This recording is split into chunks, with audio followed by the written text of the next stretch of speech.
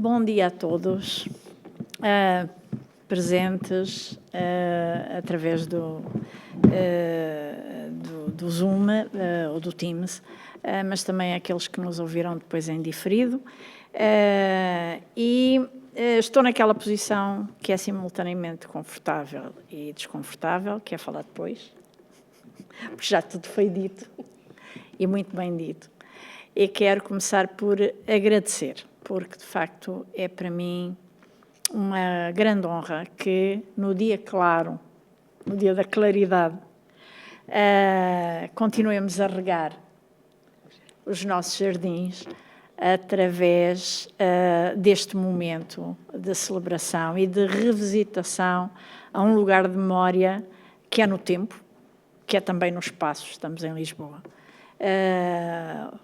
que foi o coração do acontecimento, mas estamos a fazê-lo meio século depois e temos a meteorologia a dar-nos razão.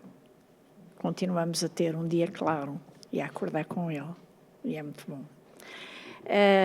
Um agradecimento, portanto, muito especial ao professor José Eduardo Franco, que aqui nos acolhe e que é responsável por tanta coisa lindíssima em dias claros e noutros dias menos claros, mas que vão sendo iluminados pelo que todos nós vamos fazendo. E agradecer nas pessoas dos coordenadores desta sessão e organizadores, a professora Natália Constâncio, que escreveu um texto lindíssimo. Não tenho coração para agradecer mais. Prometo sementes futuras para o jardim. E ao professor Giancarlo Ferraro, que organizaram com tanto carinho esta sessão e que nos trazem outros convivas que eu gostaria de mencionar aqui. A professora Isabel Ponce Leão, que temos já bastante bem visível. A professora Sílvia, vou deixar os títulos académicos, se me permitem, Sílvia Quinteiro, Natércia Constâncio, Daniela Alves, Susana Alves de Jesus, Rui Rego, e enfim, outros que eventualmente intervirão. Dizer-lhes que é uma honra, voltar a dizer, que é uma honra, um prazer e uma emoção estar aqui. Bom,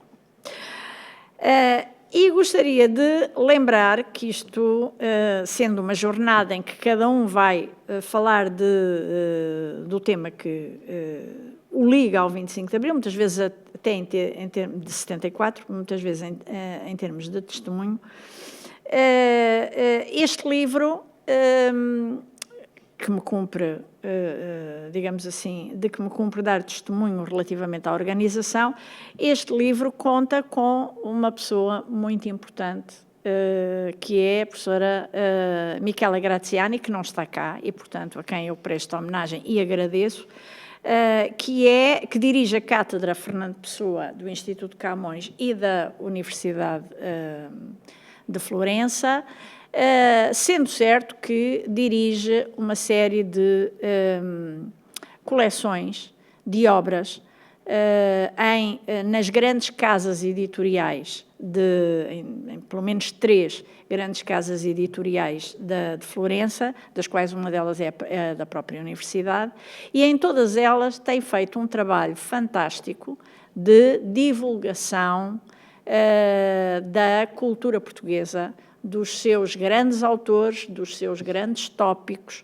etc. E tem feito a divulgação muitas vezes traduzindo ou em edições que são bilíngues.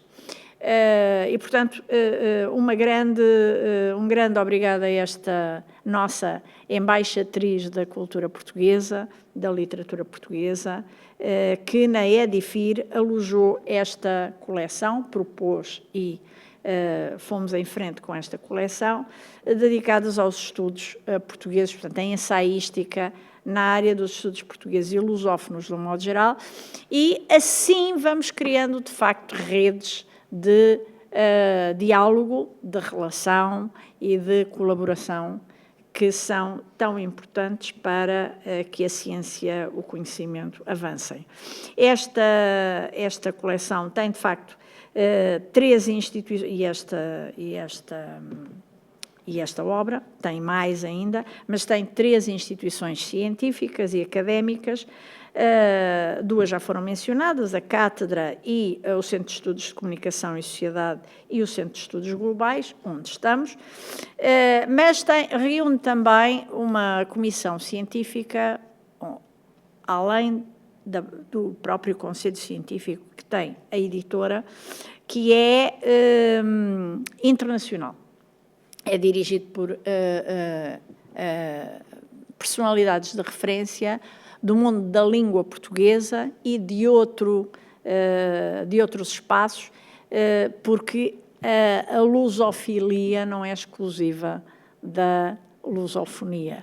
E, portanto, aí está como nós temos algumas personalidades importantíssimas que, sendo lusófilas, não são lusófonas, expandem, portanto, o nosso espaço de diálogo. Esta coleção já tem 4 obras publicadas, esta foi a primeira, inaugural, e foi pensada como uma homenagem a um Portugal moderno, não é?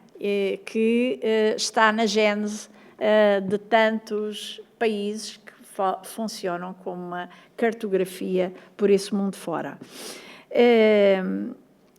Foi, de facto, pensado para sair, e foi com muita dificuldade que conseguimos, com muita disciplina, que conseguimos que saísse em 74, mas de facto foi divulgado, foi comercializado em 75, e apesar de ter como título Revoluções em Flor, 50 anos depois do 25 de abril de 1974, não se esgota no 25 de abril de 1974 aquilo que nos traz. Lembro que em Pórtico, texto inicial epigrafado por Thomas Kuhn, se lembra uma afirmação dele. As revoluções são os complementos desintegradores da tradição à qual a atividade normal está ligada. Os cientistas, as comunidades, os intelectuais adotam, novos instrumentos e orientam o seu olhar em novas direções. E o que é ainda mais importante, durante as revoluções, esses mesmos protagonistas veem coisas novas e diferentes, quando, empregando instrumentos familiares, olham para os mesmos pontos já examinados anteriormente. É como se a comunidade tivesse sido subitamente transportada para um novo planeta, onde objetos familiares são vistos sob uma luz diferente e a eles se agregam objetos desconhecidos. É por isso que as revoluções, sendo fenómenos complexos, exigem a complexidade da abordagem de que nos fala Edgar Morin e tantos outros, não é? É por isso que exige a a inter, a transdisciplinaridade e todas as outras disciplinaridades que nós quisermos invocar, desse conhecimento complexo. Bruno Zevi dizia que aquilo que distingue a arquitetura da escultura é que a arquitetura se atravessa e a escultura se contorna. E nesse movimento nós nos transformamos.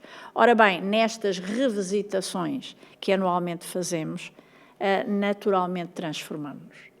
E não é só regar o jardim, mas quando há tempestade, fiquei a saber que há um fenómeno químico qualquer que faz com que a água produza substâncias muito mais ativadoras do crescimento das plantas, e no dia seguinte as plantas estão com o dobro do tamanho.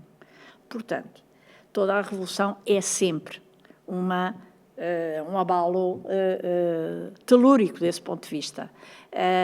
E, portanto, no dia seguinte, no dia a seguir ao dia claro, temos as plantas desse jardim com um tamanho duplicado, o que significa que estão felizes por estar connosco. Ora bem, esta fenomenologia complexa, exigindo complexidade de abordagem, também conduz à aspiração de uma consiliência, no sentido em que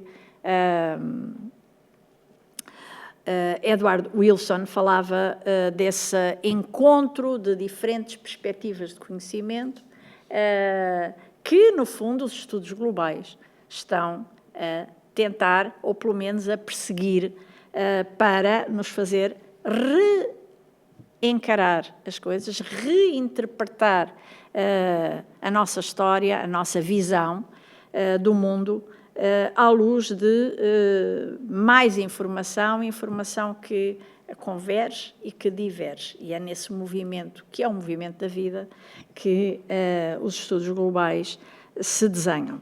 Ora bem, de facto nós falamos em 40 textos, mas neste livro. Mas se nós formos olhar bem as colaborações que passam, inclusivamente por esse dossiê fotográfico, tem uma exposição das tais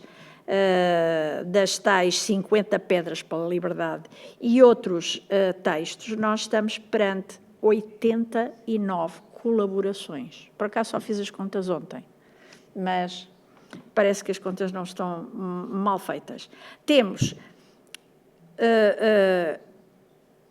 reflexões e testemunhos, poemas e contos, ensaios e esse dito dossiê fotográfico da exposição que foi feita, portanto, isto teve um complemento, e uma das pedras está exatamente na capa, que faz deste livro uma pedra neste processo. E, enfim, no fundamental, creio que ousar dizer mais alguma coisa é tentar sobrepor-me a um texto magnífico da Natália e aos textos que certamente vão ser apresentados ou às intervenções que vão ser feitas, porque ali o Rui, não sei onde é que ele está, mas pronto, o Rui dizia, mas eu não trouxe texto, eu vou falar, mas ele também dispensa texto, que é muito bom.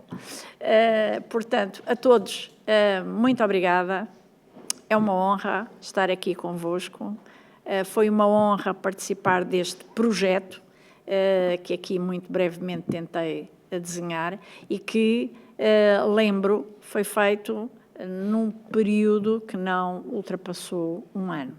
Portanto, que é excepcional com este tipo de colaborações, este número, e lembrando também que são colaborações de todo o mundo, da lusofilia. Portanto, bem-ajam.